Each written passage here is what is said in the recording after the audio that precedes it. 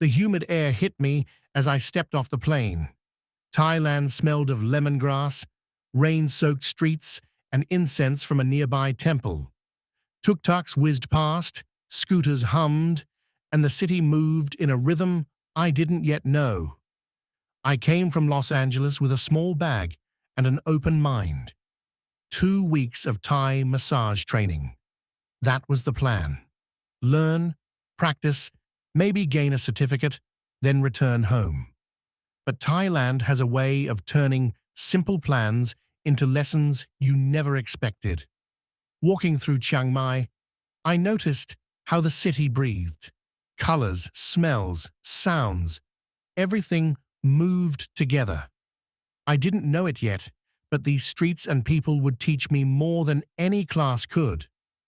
The school was tucked behind a narrow alley, quiet and almost hidden. Inside, the air smelled of oils and lemongrass. Wooden floors, soft mats, and a calm, welcoming energy. My teacher, Ari, an older woman with silver hair and soft eyes, greeted me warmly. "Here, you don't just learn massage. You learn to listen," she said. "Every touch carries meaning." I nodded.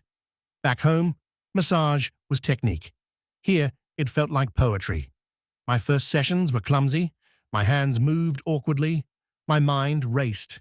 Slowly, I began noticing subtleties. The tension in shoulders, the weight of a sigh, the quiet surrender in a breath. Massage here was more than physical. It demanded awareness, patience, and presence. On the 5th day, she arrived. European, maybe in her 40s, calm, but carrying a fatigue I could feel in the room. She moved with quiet grace, yet filled the space with her presence.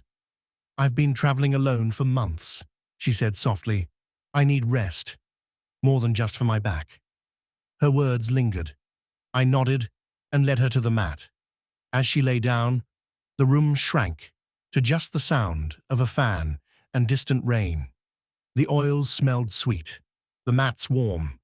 I started slowly, hands moving over her back, tracing lines I had practiced hundreds of times. But now, I felt something else, her breathing, the slight tension in her muscles, the tiny shifts that told me she was surrendering, opening herself in ways words could not.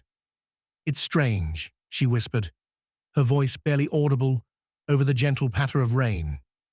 "I never imagined a stranger could make me feel this calm." I smiled softly. "It's not just me.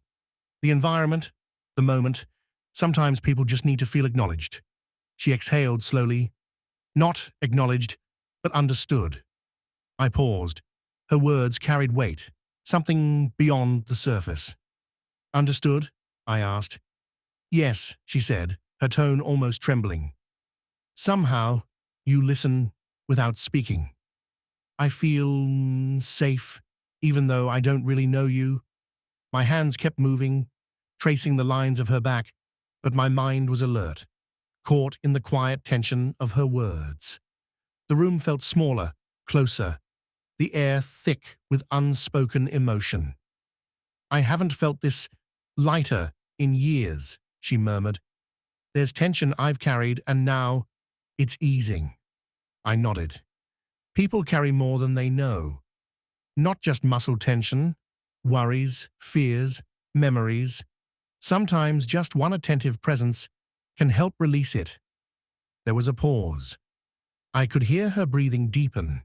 Her body shifted slightly, a faint, almost imperceptible smile appearing. "I never thought a massage could feel like trust," she whispered. I swallowed, aware of the fragile, unspoken connection. "Trust builds slowly," I said softly. "It's not always about words. Sometimes it's simply being present." She tilted her head, a subtle blush on her cheeks. "You're present. That's what I feel." The room seemed suspended in that moment. Touch, presence, and words mingled. There was an energy, a quiet charge that lingered beneath the surface. I reminded myself to remain professional, yet the awareness of her vulnerability and the quiet intensity of the interaction left a lasting impression.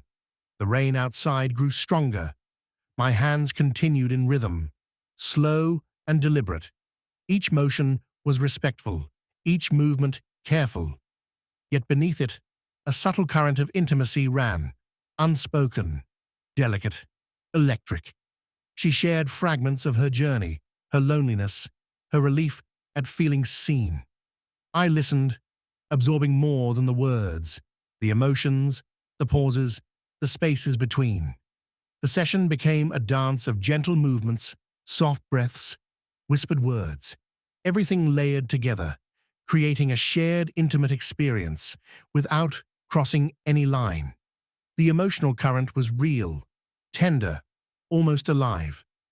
She paused, a soft, almost playful smile on her lips. "Maybe we could continue this conversation later," she whispered.